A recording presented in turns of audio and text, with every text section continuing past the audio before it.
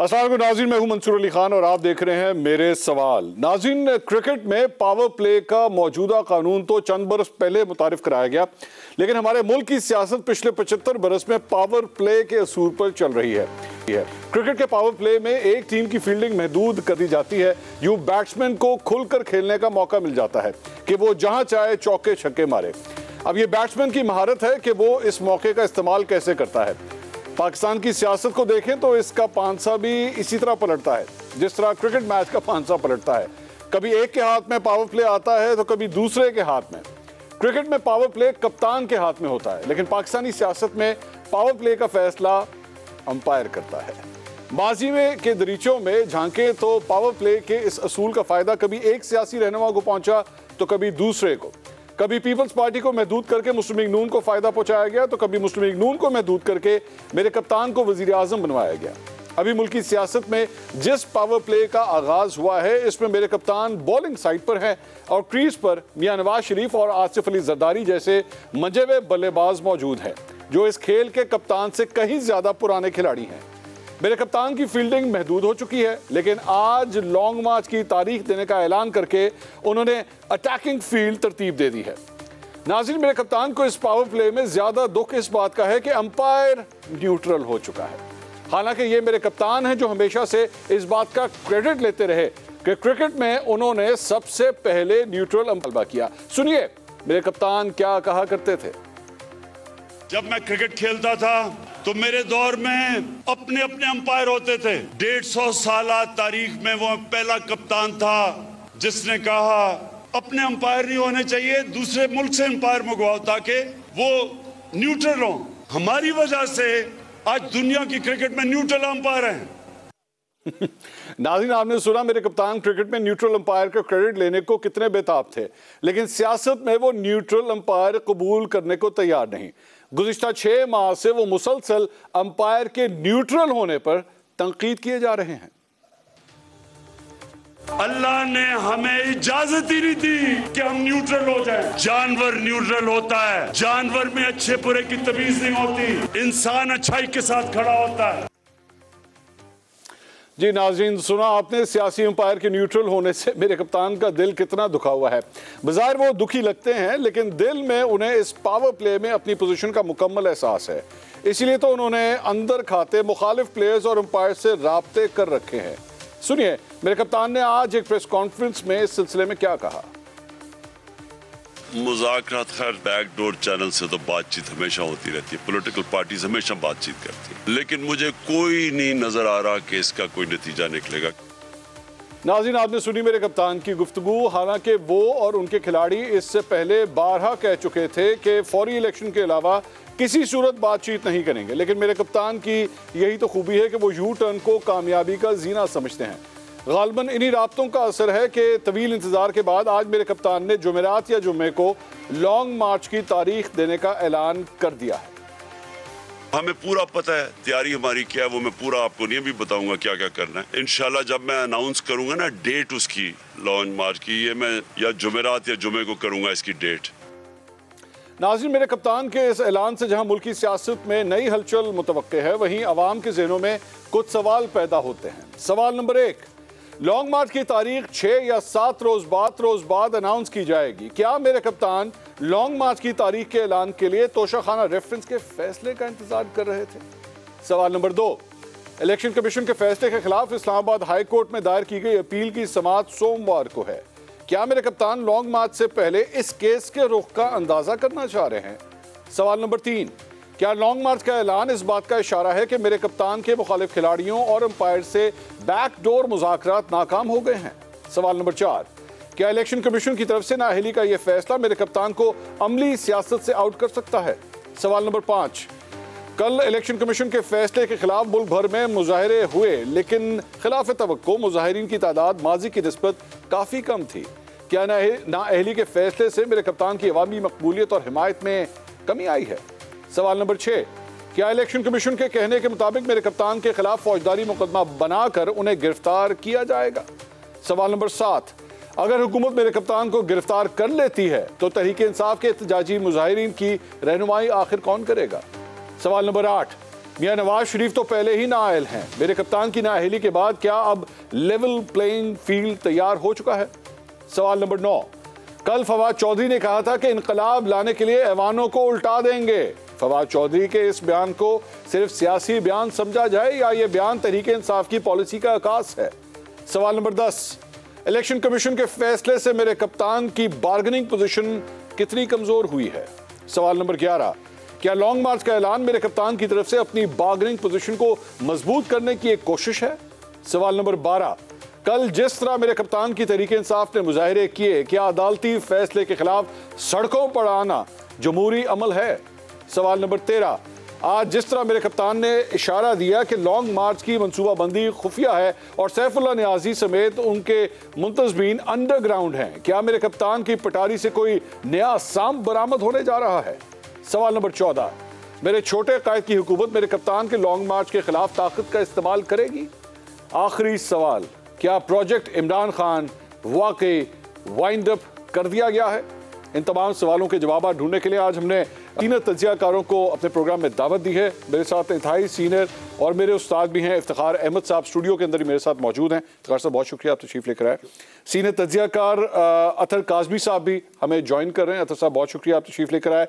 मेरी farmer colleague और senior तज्जियाकार और एंकर पर्सन सना बुचा साहिबा भी आज हमारे साथ प्रोग्राम के अंदर मौजूद हैं।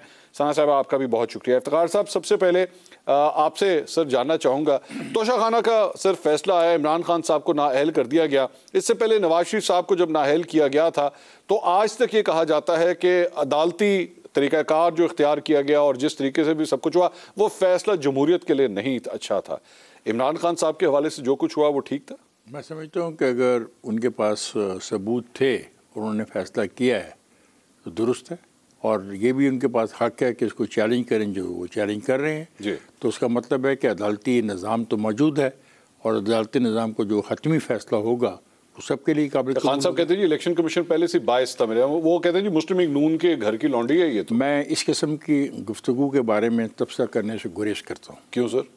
क्योंकि मुझे अफसोस होता है कि एक शख्स जो अपने आप को एक पार्टी का कायद कहता हो वो इस किस्म के अल्फाज एक कॉन्स्टिट्यूशनल अदारे के बारे में इस्तेमाल करें। सर नवाज शरीफ और मरीम नवाज करें तो ठीक है? क्या उन्होंने कहा है? वो तनकीद नहीं करते। उन्होंने क्या तनकीद की? उन्होंने वो 5 जजेस और पता नहीं क्या क्या नहीं कुछ कहा उन्होंने। क्या तनकीद की जी उन्होंने? माजी में बहुत स्पेसिफिक बात करें ना, नाम ले लेके सर तनकीद आप स्पेसिफिक बात करें ना। गुजरांवाला का जलसा आपके सामने, गुजरांवाला के जलसे में उन्होंने कहा कि 2 आदमियों का नाम लिया कि तुम सियासत में मत आओ। अब नहीं लेते? और बिल्कुल सही कहा। अच्छा, सही कहा, बिल्कुल सही कहा, आइन के मुताबिक कहा, और ये बात तस्लीम कर ली उस अदारे ने खुद कि उनका कोई रोल नहीं है। और जजेस के हवाले से, जस्टिस साकिब निसार साहब के हवाले से जो अल्फाज इस्तेमाल होते हैं, बिल्कुल हकीकत है। लोगों ने साबित किया अगर साकिब निसार को अपनी इज्जत का इतना एहतराम है और वो समझते हैं उनके खिलाफ को हो गया, he should go to the court. Sir ये तो कोई बात नहीं, अगर एक शख्स कोर्ट ना जाए तो इसका मतलब आप उसकी मिट्टी पलीत करके क्यों मिट्टी पलीत करवाते हैं? बाबा रहमते का लफ्ज किसके लिए इस्तेमाल किया जाता है? मिट्टी पलीत करवाने वाली काम करते हैं। अच्छा, तो मतलब वो फिर नवाज शरीफ साहब अगर बोलें या मरीम नवाज बोलें तो मैं ये नहीं, आप अपने लफ्ज मेरे मुंह में मत डालें। नहीं, आपने कहा कि वो ऐसे काम ना करें। बिल्कुल, मैं कहता हूँ कि कोई तो इस तरह तो फिर चीफ इलेक्शन कमिश्नर के बारे में भी कहा जा सकता है, वो भी ऐसे काम ना करें। कौन है? तो उसने क्या कर दिया? मतलब जिस किस्म उसने क्या किया फैसला, जिस किस्म या तो आप हर कॉन्स्टिट्यूशनल पोजीशन के खिलाफ हैं, ये हमें पता, हम जानते हैं सोच और फिक्र। अच्छा, ये जो खुफिया आपने बताया कि खुफिया तौर पे अंडरग्राउंड कोई तैयारी हो रही है, ये सियासी पार्टियां अंडरग्राउंड तैयारियां नहीं करती। सर गिरफ्तार कर लिया? नो, सियासी पार्टी अंडरग्राउंड गिरफ्तार तैयारियां नहीं करती। और क्या क्या करना है मैं अभी नहीं शेयर करना चाहता। सियासी पार्टियां ऐसा भी नहीं करती, ये सियासत कर रहे हैं या कुछ और कर रहे हैं। सर ये तो हर सियासी जमात में होता है, कभी नहीं हुआ। अच्छा, कभी नहीं हुआ। नवाज शरीफ साहब ने खुफिया किस्म के मुज़ाकरात नहीं किए? क्या? कौन से? कभी नहीं किए उन्होंने।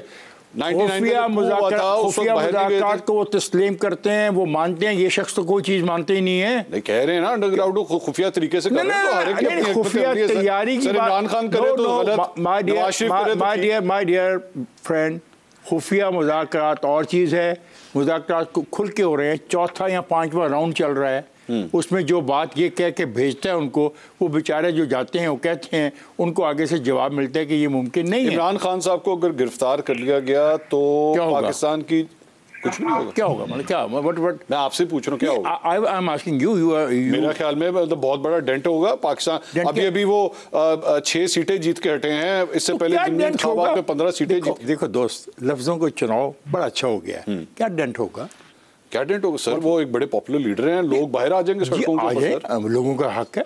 अच्छा, अगर वो ऐसे लोग ऐसे पॉपुलर हैं, लोग इतने ले आते हैं कि आपके जो गवर्नेंस है वो तबाह हो जाती है, आपकी रियासत पे डेंट पड़ जाता है, तो डेंट को बचाने वाले भी तो कोई ना कोई रियासत में होंगे ही नहीं होंगे। अच्छा, रियासत फिर एक्टिवेट होगी? नहीं, मुझे नहीं पता। मेरा सवाल आपसे है, क्या रियासत को डेंट से बचाने वाली ताकतें होती हैं या नहीं होती हैं? बिल्कुल होती हैं। उस ताकत का इस्तेमाल होना चाहिए। मुझे नहीं पता, आपकी राय? ये डिपेंड करेगा।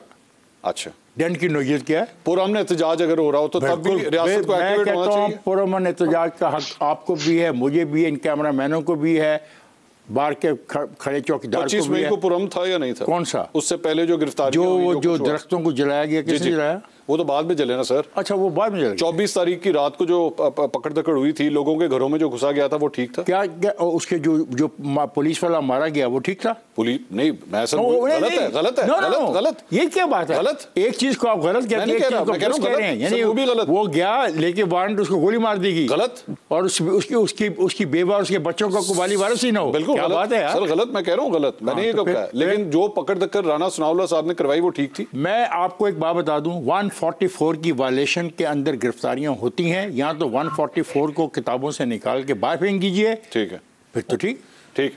अतर काज़मी साहब, ये सारी गुफ्तगू आपने इफ्तिखार साहब की सुनी। उन्होंने कहा जी इमरान खान साहब अगर गिरफ्तार होते हैं और रियासत अगर एक्टिवेट होती है, एक रेड लाइन है, उसको अबूर ना करें तो कोई मसला नहीं है। लेकिन आपके ख्याल में इमरान खान साहब रेड लाइन के इधर ही रह के एहतजाज करेंगे या रेड लाइन को अबूर करने का भी सोचेंगे?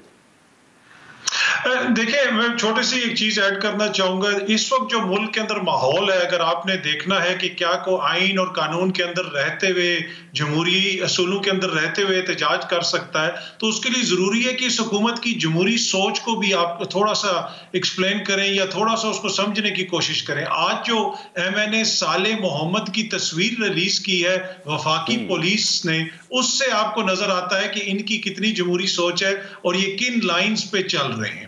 इसलिए कि 3 सालों से तो हम इमरान खान की फस्तायत देख रहे थे। अब जो हम देख रहे हैं इस्लामाबाद के अंदर एक MNA जिसके हवाले से हाल ही में कौमी असेंबली ने कानून में भी तब्दीली की कि आपको स्पीकर साहब से इजाजत लेनी पड़ेगी, उसके साथ जो सलूक हुआ वो हमारे सामने, क्योंकि अभी तक उनका इस्तीफा मंजूर नहीं हुआ। जहां तक खान साहब के एहतजाज का ताल्लुक है, देखें अगर उनके खिलाफ कोई एक्शन लिया जाता है और आइन और कानून उनको इजाजत देता है, लेकिन इस वक्त वो हमारे मुल्क के अंदर उस आइन और कानून के मुताबिक कितनी चीजें हो रही हैं। इलेक्शन कमीशन का यहाँ पे जिक्र हुआ मंसूर भाई, इलेक्शन कमीशन ने यह फैसला गुज़िश्ता माह महफूज किया था।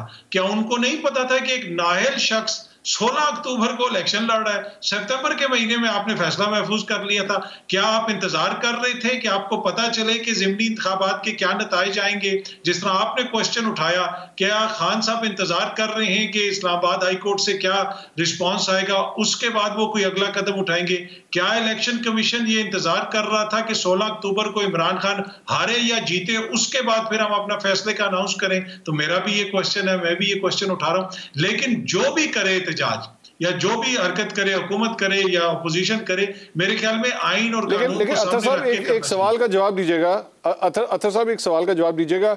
अगर चले फॉर एग्जांपल मैं अगर आपके इस थ्योरी के साथ चलता भी हूं कि इलेक्शन कमीशन एक्चुअली इन सीटों के ऊपर, ज़िमनी इंतखाबात के ऊपर इमरान खान साहब के रिजल्ट का इंतजार कर रहा था, उससे फर्क क्या पड़ना था? क्योंकि मेरी इत्तलात के मुताबिक ये सीटें तो वैसे भी इमरान खान साहब को 30 दिन के अंदर अंदर इसमें से एक सिलेक्ट करनी है और बाकी तो खाली हो जानी है। उससे क्या फर्क पड़ना था? इलेक्शन कमीशन अगर कर भी रहा था वेट, तो क्यों कर रहा होगा?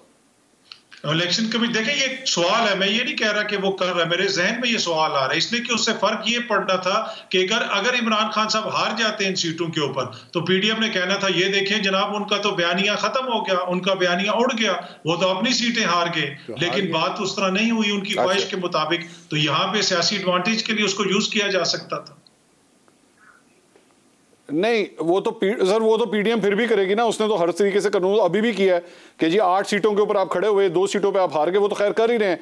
माय पॉइंट है, इसके इलेक्शन कमीशन ने अगर उनको नाअहल करना था तो वो तो अगर इमरान खान साहब ज्यादा सीटों पे हार जाते वो तब भी उनको नाअहल कर देते, उन्होंने फिर भी कर दिए, जीतने के बाद भी कर दिया।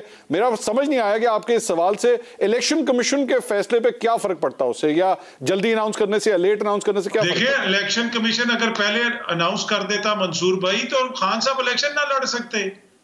ये साबित ना होता कि खान साहब पीडीएम से हार गए हैं इलेक्शन में, ये किस तरह फिर साबित होता? तो अगर वो पहले अनाउंस कर देते तो खान साहब तो फिर मैदान में नहीं जा सकते थे ना। पीडीएम की ख्वाहिश थी कि मैदान में इनको हराया जाए और ये तासुर दिया जाए कि वो अपनी अवामी मकबूलियत खो बैठा है, तो ये फिर ये ना होता ना। अच्छा, अवामी मकबूलियत की आपने चूंकि बात की, मैं सना बुच्चा साहिबा, ये जो भी सूरत हाल है यहाँ पे, आज इमरान खान साहब ने कहा जी जुमेरात तक जो है वो मैं लॉन्ग मार्च की कॉल दे दूंगा। गिरफ्तारियों की भी बातें हो रही हैं, बैकडोर चैनल मतलब इस वक्त मुज़ाकरात की भी बातें हो रही हैं। क्या हम एक्चुअली लॉन्ग मार्च की तरफ जा रहे हैं, या आपके ख्याल में उससे किसी पहले ब्रेक थ्रू का कोई चांस है? क्योंकि इमरान खान साहब बड़े नाउमीद आज नजर आए हैं। आज उन्होंने कहा मुझे ज्यादा उम्मीद नहीं है कि इन मुज़ाकरात से कोई रिजल्ट निकलेगा।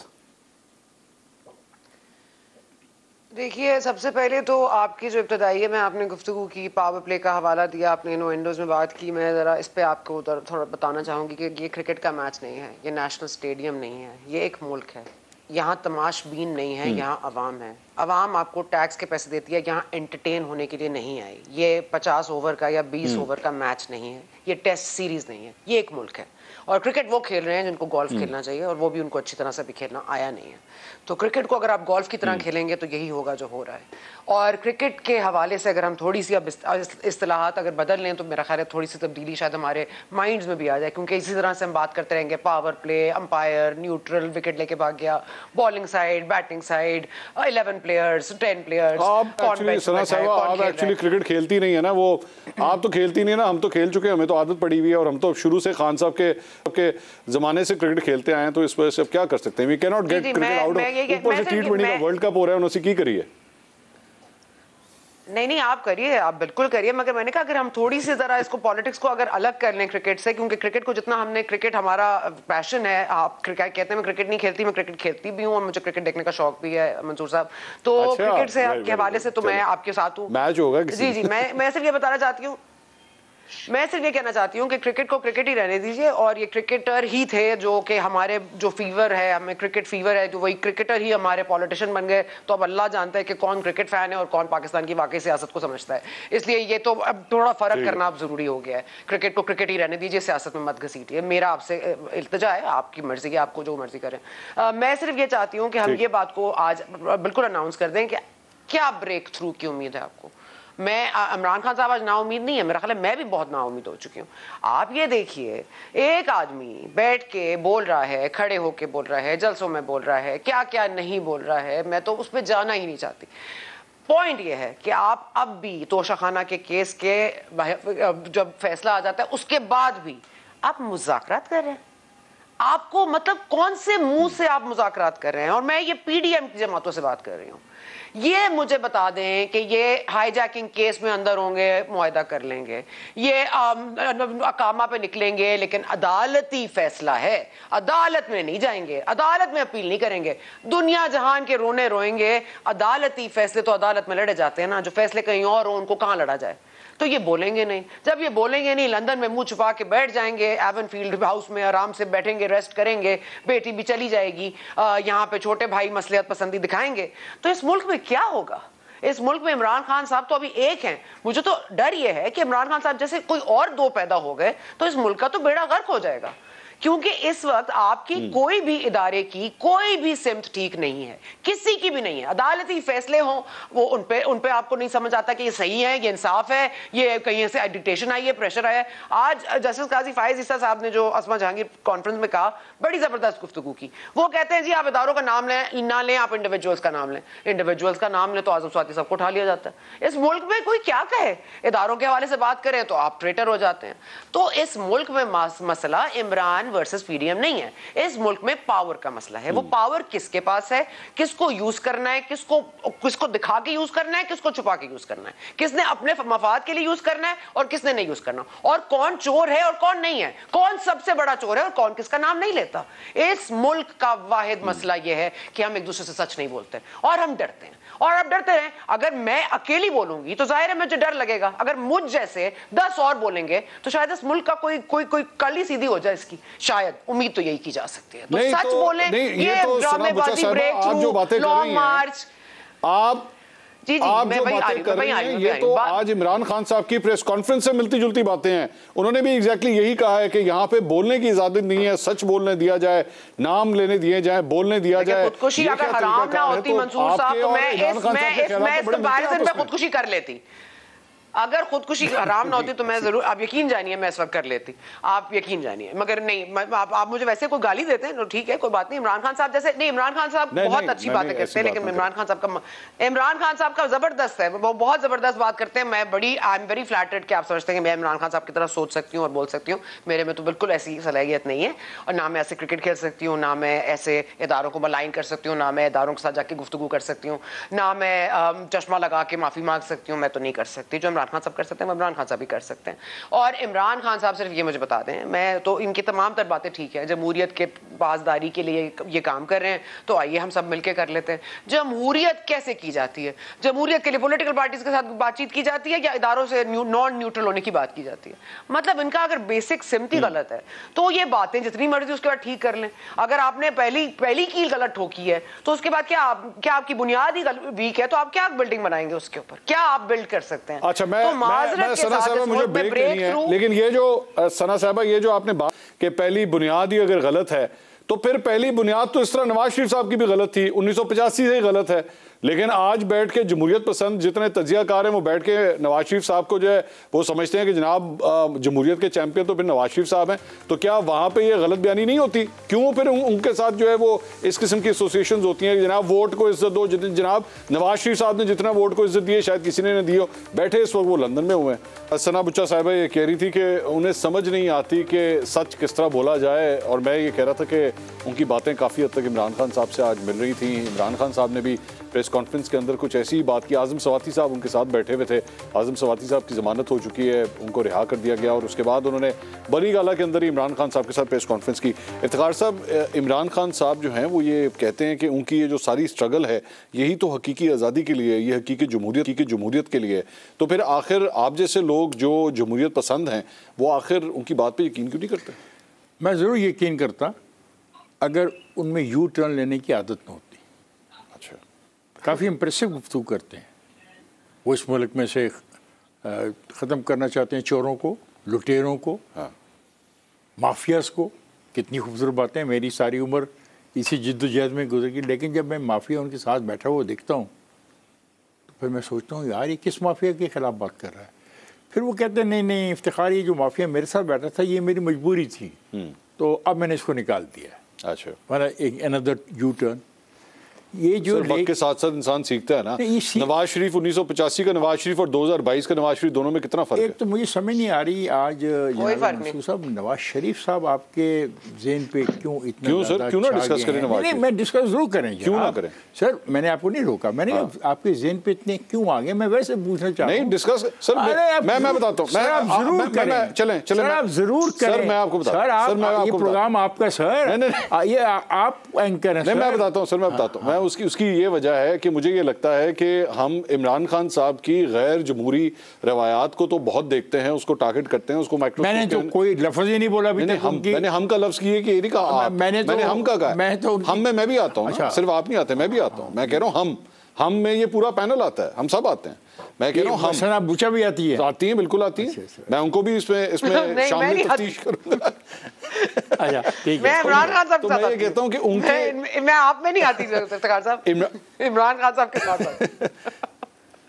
अच्छा, मैं ये कह रहा हूँ कि उनके गैर जमहूरी रवैये के बारे में बात करते हैं, यूटर्न के बारे में बात करते हैं। नवाज शरीफ साहब का गैर जमहूरी रवैया नहीं है क्या? सच सुन लो, पाकिस्तान को लूटने वाले माफियाज खा वो नवाज शरीफ के साथ हैं, खा वो आसफ जरदारी के साथ हैं, खा वो इमरान खान के साथ हैं, ठीक है, खा वो किसी पॉलिटिशियन के भी साथ हैं, मैं उनको अच्छा नहीं समझता। ठीक है, मेरा बस चले तो मैं उनसे सब कुछ छीन के गरीबों में तकसीम कर दूं। मैं उस फलसफे में यकीन रखता हूं कि खेत उसका है, दहकान का, जो वहाँ पे हल चलाता है। सर मैं प्लीज अब रुके, मुझे बर्दाश्त करने की कोशिश करें, बिल्कुल, मुझे बर्दाश्त करें। बिल्कुल, कि आपने बात छेड़ दी है इंकलाब, बर्दाश्त वाली बात ही सर, आपने इंकलाब की बात छेड़ी है। इमरान मुझे शुरू में अच्छा लगा, कितना ख्याल था, कितना शुरू में, बिगनिंग में, जब इसने कहा कि मैं 96-97 में, 96 में था ही कुछ नहीं, मतलब एक आदमी जो एक सीट के लिए लड़ा था। 2011 में नहीं, 2011 में नहीं, जब उसने फैसला किया कि उसने इंकलाब लेके आना है।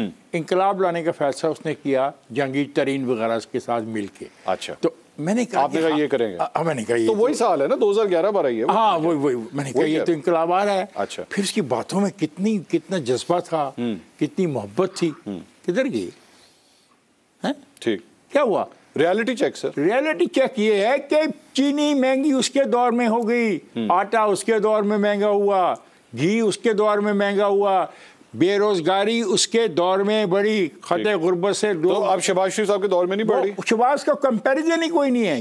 क्यों? You are talking about Imran Khan. नहीं, comparison I am not defending sir, हमारे पास चॉइसेस हैं, 3 चॉइसेस हैं। I am not defending anyone. You have not defending, no you, I am saying if you say something bad about, sir, if you say सवाल किया मेरे से इमरान खान के बारे में, let me complete my point of view. Actually मैंने सवाल नवाज शरीफ के बारे में किया था, जहां से नवाज शरीफ के बारे में मैंने साफ कहा, मैंने सबको, मैं तो हर उस आदमी के खिलाफ हूं। ये 30-40 लाख का जो है ना एक क्लिक जो मेरे मुल्क को लूट के खा गया है, ठीक है, जो 21 करोड़ अवाम का खून चूसता है मुख्तलिफ शक्लों में, मैं इनके खिलाफ हूं। अच्छा, समझ आई? And Imran is one of them now. ठीक है, इमरान किसी अवाम को नहीं रिप्रेजेंट करता। वो नौजवानों को साथ लेके गया किस लिए?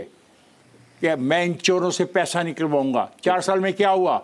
सिर्फ 25 नंबर उसको मैं दे दूं, बाकी 75 नंबर किधर गए? सर वो कह रहे हैं नैब मेरे हाथ में नहीं थी। वो क्या नहीं थी उसके हाथ में? साफ करना चाह रहा था, वो कहते हैं नैब मेरे हाथ में थी। अच्छा, हाँ, उन्होंने कहा ये उनको कब पता लगा उन्हें? ये उन्होंने बताया, पता तो पहले लग गया। उन्हें कब पता लगा? उन्होंने कहा जी मैं करप्शन के खिलाफ आवाज उठाता था, मुझे कहा जाता था जी आप इसको छोड़े, आप इकोनॉमी पे ध्यान दें। कौन कहता था? एस्टैब्लिशमेंट के बारे में नाम लेना, उन्होंने भी एस्टैब्लिशमेंट जनरलाइज ना करें। उन्होंने किया, मैंने नहीं किया। आप उनको सपोर्ट करते हैं ये बातें करके सर, उन्होंने आप उनको हीरो बनाते हैं ऐसी बातें करके। आप उनको कहें नाम ले, जरूरत कर, जिस तरह आपने मुझे थोड़ी देर पहले कहा कि नवाज ने और उसकी बेटी ने नाम लिए, नाम ले। अच्छा, नाम ले स्पेसिफिकली। ठीक है, किन लोगों ने रोका कि नैब के केसेस मत चलाओ? अच्छा, मैं ये कब बात बनेगी? इनको पता होगा। ये सुनी सुनाई कहानियों पर बात न चलाओ। सारा मुल्क तबाह कर दिया गया सुनी सुनाई कहानियों पर। अतर काज़मी साहब, आपको सर नाम पता है किसने रोका है सर इमरान खान साहब को? एहतसाब का अमल क्यों नहीं आगे जाने दिया गया? नाम बताएं सर। देखिए, वो एस्टेब्लिशमेंट का कहते हैं। अब रेलवे का आईजी तो एस्टेब्लिशमेंट में होता नहीं है। किसको कहा जाता है? ट्रेडिशनली एस्टेब्लिशमेंट आपकी अदलिया भी है, आपकी अस्करी इदारों की जो लीडरशिप है वो भी होती है। एस्टेब्लिशमेंट एक वेल डॉक्यूमेंटेड फैक्ट है कि एस्टेब्लिशमेंट से आपकी क्या मुराद है। तो एस्टेब्लिशमेंट के बारे में अगर वो कह रहे हैं तो सबको पता है कि वो किसके हवाले से बात कर रहे हैं। मुझे नहीं पता, आप मुझे समझा दीजिए। सर, अगर आपको नहीं समझ आई तो मुझ जैसा छोटा स्टूडेंट किस तरह समझ सकता है? मैं तो आपसे सीखने के लिए मुझे नहीं समझ आई ना एस्टेब्लिशमेंट कौन है, कौन एस्टेब्लिशमेंट है, मुझे समझ नहीं आया। मैं इफ्तिखार साहब बताता हूँ, 1 मिनट सर, 1 मिनट ठहरें। इफ्तिखार साहब, मुझे आप अपने शो पे बुलाएं, मैं उधर जाके समझाऊंगा। अच्छा, ठीक है, ठीक है, okay, right, I agree with you. Now this is the establishment. This is the establishment. Okay, please Atar भाई, चले मैं आगे चलते हैं। मेरा सवाल सर ये है कि इमरान खान साहब अब जो मूव अनाउंस करने जा रहे हैं, ये जो लॉन्ग मार्च की है, ये जो अभी ये मुजाहिरे देखे हैं वो तो सर इतने इंप्रेसिव नहीं थे, फ्रैंकली स्पीकिंग। इफ्तिखार साहब कह रहे हैं कि घर के पास भी जो कोई मुजाहिरा हुआ है, बड़े हल्का किस्म का मुजाहिरा हुआ है, और वो सबसे बड़ा मुजाहिरा हुआ है जो आज रिपोर्ट में पढ़ी है। उस इलाके का, लाहौर का सबसे बड़ा मुजाहरा वो, हालांकि बेचारे उसने भी बड़ी कोशिश की, हुमायूं ने अपने वर्कर्स को इकट्ठा किया, जीप में भी खड़ा हुआ, साथ 150 लोग भी लेके चला, लेकिन वो उसका भी तादाद। तो अतर भाई कितने लोग इमरान खान साहब इस लॉन्ग मार्च में निकाल लेंगे तो फिर इमरान खान साहब का पलड़ा जो है वो भारी हो जाएगा सर? देखिए, अब ये डिपेंड करता है कि उस दिन वो कितने लोग निकालते हैं, पर मेरे ख्याल में देखिए इससे बहस इससे आगे निकल चुकी है। आप समझते हैं कि अगर इमरान खान साहब 50,000 बंदा भी लेके आ जाए तो इस्लामाबाद की इंतजामिया उसको रोक सकेगी, या वो 1 लाख बंदा भी लेके आ जाएं। जहां तक मकबूलियत का ताल्लुक है, हुकूमत बार बार ये तासुर देती है कि जनाब खान साहब के लिए कोई नहीं निकला, खान साहब की मकबूलियत खत्म हो गई है, और दूसरी तरफ हालत ये है कि 13 जमातें मिल के भी इंतखाबात की तरफ नहीं जा रही हैं। वो कह रहे हैं तुम तो हमारे साथ जुल्म करोगे अगर इस वक्त हमने इंतखाबात की कोई डेट दी, इसलिए कि हमने मुश्किल फैसले किए हैं, हम तो फंसे हुए हैं। पर अगर खान साहब की मकबूलियत कम हो गई है, ऑडियो लीक्स भी आ गई, उनके ऊपर गद्दारी का भी बन गया, साइफर वाला भी बन गया, और अब तो वो करप्ट भी साबित कर दिया, उसके बावजूद अगर मकबूलियत अगर कम नहीं हुई तो उसकी क्या वजह है? एक छोटी सी चीज ऐड करूंगा, देखिए कि जो तोशाखाना का रेफरेंस आया था, ये उस पार्लियामेंट से आया है, उस स्पीकर ने भेजा है कि जिस पार्लियामेंट के अंदर नैब के कानून में तब्दीली की गई, और उन स्पीकर साहब को उस कानून के तहत फायदा हुआ, और उन लोगों ने इखलाकी हाई ग्राउंड पे खड़े होके तोशाखाना का रेफरेंस भेजा इलेक्शन कमीशन को। जब तक ये कुछ चलता रहेगा, खान साहब की जो मकबूलियत है, मैं बार बार कहता हूं, वो इनकी पॉलिसीज हैं, वो खान साहब की इंश्योरेंस पॉलिसी है, तो मुझे नहीं लगता कि इतनी जल्दी उनकी मकबूलियत कम होगी जब तक यहाँ पे उनकी इंश्योरेंस पॉलिसी मौजूद है इनकी शक्ल में। मकबूलियत से मुराद क्या होती है? अच्छा सना बुच्चा साहब, मैं जरा आपसे ये सवाल करता हूं, मैं मुझे ब्रेक पे जाना है लेकिन मैं सवाल छोड़े जा रहा हूं, और वो यही है कि अगर ये सारा कुछ, ये ऑडियो लीक्स हो गई, ये तोशाखाना का फैसला आ गया, ममनुआ फंडिंग केस इस वक्त ऑलरेडी चल रहा है, उसके हवाले से भी डेवलपमेंट है, अलबत्ता गिरफ्तारियां वगैरह जो हुई हैं उसके अंदर आज जमानत भी हो गई है, तो इमरान खान साहब की पॉपुलैरिटी के बारे में अतर साहब कह रहे थे कि फर्क नहीं पड़ता इन तमाम चीज़ों, तो पॉपुलैरिटी का अगर वो पीक के ऊपर हैं तो फिर हुकूमत के लिए तो बड़े परेशानी के दिन आने वाले हैं, आने वाले चंद हफ्ते जो हैं, क्योंकि इमरान खान साहब अगर लॉन्ग मार्च का ऐलान कर देते हैं और इस्लामाबाद की तरफ चल पड़ते हैं तो फिर हुकूमत के लिए तो बहुत बड़ी परेशानी है। सना बुच्चा साहबा इसके ऊपर क्या जवाब देती हैं? सना बुच्चा साहबा, मैंने एक सवाल आपके सामने रखा था कि इमरान खान साहब अपनी पॉपुलैरिटी की जिस पीक के ऊपर हैं, इलेक्शंस जीत रहे हैं, ज़िमनी इंतखाबात में 8 में से 6 सीटें वो जीते, इससे पहले 20 जगहों पे इलेक्शन में 15 सीटें वहाँ जीते, तो वो तो कहते हैं जी क्राउड वेव जो है वो तो मेरे साथ है, तो इमरान खान साहब जब लॉन्ग मार्च का ऐलान करेंगे हुकूमत के लिए तो बहुत बड़ी परेशानी नहीं आने वाली? तो अगर परेशानी हुकूमत के लिए आने वाली तो इमरान खान साहब किस लिए परेशान हो रहे हैं? लॉन्ग मार्च के ये क्यों कर रहे हैं, इतना इनकन्वीनियंस क्यों कर रहे हैं लोगों को, अपने लोगों को क्यों परेशान कर रहे हैं? क्या ऐसी तरतीब? उन्होंने तो कहा जी फैमिलीज एंजॉय करेंगी, अभी नहीं सकते। हाँ जी, वो मैं वहीं आ रही हूँ। एंजॉयमेंट, बहुत जॉय राइड है ये धरना और ये लॉन्ग मार्च नहीं, ये जॉय राइड है। मेरा ख्याल है उसको जॉय राइड का नाम दे दें। ये जैसे हम फनलैंड जाते थे बचपन में झूलों पे, मेरा ख्याल है ये झूले लेने आएंगे हम, और अगर कितने लोग आएंगे, लाख लोग आएंगे, 50,000 लोग आएंगे, लेकिन देखिए आप ये मत भूलिए कि ये एक मुल्क है। बहरहाल मतलब आपको आई नो कि नेशनल स्टेडियम के आगे आप नहीं सोच सकते, लेकिन ये मुल्क है जी।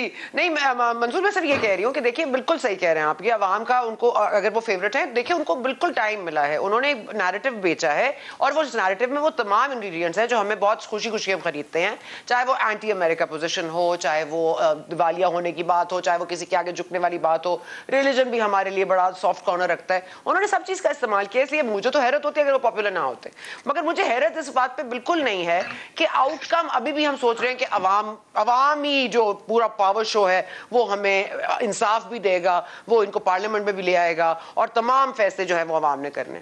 सीरियसली I mean, हम 75 साल से आगे इसलिए नहीं बढ़ सके क्योंकि हमने कदम ही नहीं आगे रखा, हमने कभी कोशिश ही नहीं की। हम वोट लिया उन्होंने सना साहिबा, हम पहले दिल से खड़े, हाँ लॉन्ग मार्च करके जो हमारा तरीका वारदात है ना उसको चेंज कर दें। भाई मैं तो कह रही हूँ जीते हैं ना, मैं तो ये कह ही नहीं रही, मैं तो कह रही हूँ अवाम की सपोर्ट है। मैं सिर्फ ये कह रही हूँ कि जो इनको लेकर आता है, जो बनाता है, जो प्रोजेक्ट की तरह इनको बिल्ड करता है, मतलब प्लीज यार, प्लीज डोंट एक्सपेक्ट मी कि मैं इतनी नाइव हो जाऊं कि मैं उनको सही मान लूं, उनको जमहूरी मान लूं। यू स्टिल एक्चुअली थिंक, एक मिनट, अब मैं भी आपको थोड़ा सा, इतना तो मैं भी जान गया हूं, इतने प्रोग्राम आपके साथ कर लिए हैं, आपके ख्याल में 8 में से जो 6 सीटें जीते हैं ये मदद के साथ जीते हैं कि मदद के बगैर जीते हैं? नहीं नहीं, मैं तो कह रही हूँ ना, पॉपुलर बिलीफ है। हमने अपनी आवाम को सवाल करने के लिए पैदा तो नहीं किया, हमने तो उनको सवाल करने की इजाजत ही नहीं दी। हम तो जो बेचा है, हमारे मुल्क में तालीम का हाल देख लें, हेल्थ का हाल देख लें। आपको लगता है आवाम के पास कोई और चारा होता है जब उनको जाके बार बार एक ही चीज को ड्रिल किया खड़े हो जाओ? नहीं, सवाल यही कह रही हूँ, उनको मदद नहीं है, अवाम को उनको पसंद है वो। मैं तो कह रही हूँ अवाम को पसंद है, मुझे पसंद नहीं है, और मैंने आपको बुनियादी बात बता दी कि क्यों नहीं पसंद, क्यों मैं उनको वोट नहीं दूंगी। सीधी बात है, वो आवाम को बिल्कुल वोट दिए, उनको कोई मदद के बगैर। चलें बताएं क्यों नहीं देंगी, बताएं क्यों नहीं देंगी।